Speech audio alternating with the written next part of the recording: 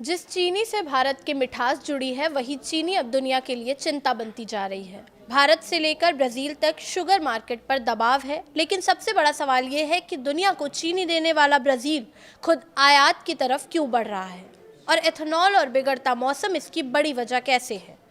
नमस्कार, मैं प्रिया श्रीवास्तव और आप देख रहे हैं न्यूज़ 18।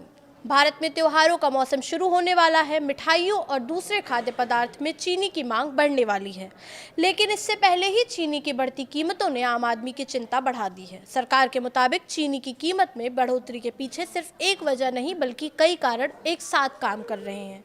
घरेलू उत्पादन अनुमान से कम रहना, त्योहारी मांग बढ़ना, गन्ने की फसल पर बीमारी और मौसम का असर, वैश्विक स्तर पर सप्लाई में कमी और कुछ जगह पर जमाखोरी, सट्टेबाजी, इन सब ने चीनी बाजार पर दबाव बढ़ाया है। इस सीजन में भारत में चीनी का उत्पादन करीब 306 लाख मीट्रिक टन रहने का अनुमान है, जबकि गन्ना उत्पादक राज्यों का शुरुआती अनुमान करीब 343 लाख मीट्रिक टन था, यानी उत्पादन अनुमान से काफी नीचे रहने की आशंका है। गन्ने की फसल पर रेड रॉट और टॉप बोरर जैसी बीमारियों का असर पड़ा हुआ है। इसके अलावा समय से पहले हुई ज़्यादा बारिश और जलभराव ने भी फसल को काफ़ी नुकसान पहुंचाया। हालांकि सरकार का कहना है कि उत्पादन अनुमान से कम होने के बावजूद देश में पर्याप्त स्टॉक मौजूद है और अक्टूबर में नए पेराई सीजन के शुरू होने तक घरेलू ज़रूरत पूरी की जा सकती है। लेकिन कहानी सिर्फ भारत तक नहीं सीमित है। दुनिया का शुगर मार्केट भी दबाव में है और इस कहानी में सबसे अहम नाम है ब्राज़ील। ब्राज़ील दुनिया में गन्ने का सबसे बड़ा उत्पादक देश है।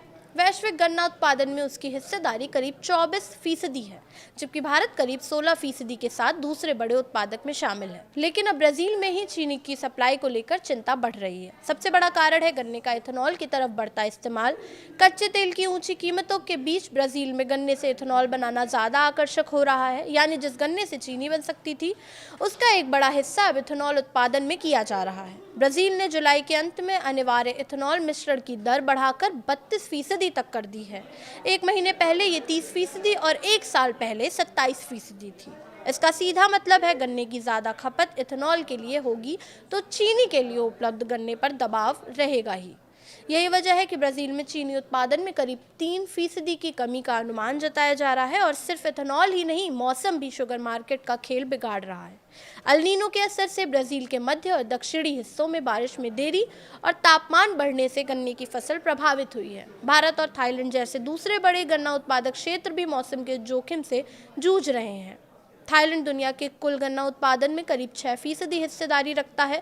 वहां भी कम बारिश की आशंका ने उत्पादन को लेकर चिंता बढ़ाई है। यही वजह है कि वैश्विक बाजार में चीनी की सप्लाई को लेकर चिंता बढ़ गई है। अमेरिकी कमोडिटी बाजार में चीनी वायदा कीमतें 17 सेंट प्रति पाउंड के ऊपर बनी हुई है और मई 2025 के बाद के ऊंचे स्तरों के करीब कारोबार कर रही है। एनालिस्ट ने 2026-27 में वैश्विक चीनी की कमी के अनुमान भी बढ़ाए हैं। वहीं अगर गन्ने और चुकंदर की बुआई कम रहती है तो 2027-28 में ये दबाव और बढ़ सकता है। तो कुल मिलाकर तस्वीर साफ है। भारत में त्योहार से पहले मांग बढ़ रही है, उत्पादन अनुमान से नीचे है। ब्राज़ील में गन्ना एथेनॉल की ओर जा रहा है और मौसम दुनिया से के बड़े शुगर उत्पादक देशों की फसल पर असर डाल रहा है। यानी चीनी का संकट सिर्फ भारत की कहानी नहीं है, दुनिया के शुगर मार्केट का पूरा गणित ही इस वक्त मौसम, तेल और एथेनॉल के बीच फंसा हुआ है। फिलहाल इस वीडियो में इतना ही। ऐसे ही और वीडियोस के लिए देखते रहिए न्यूज़ 18।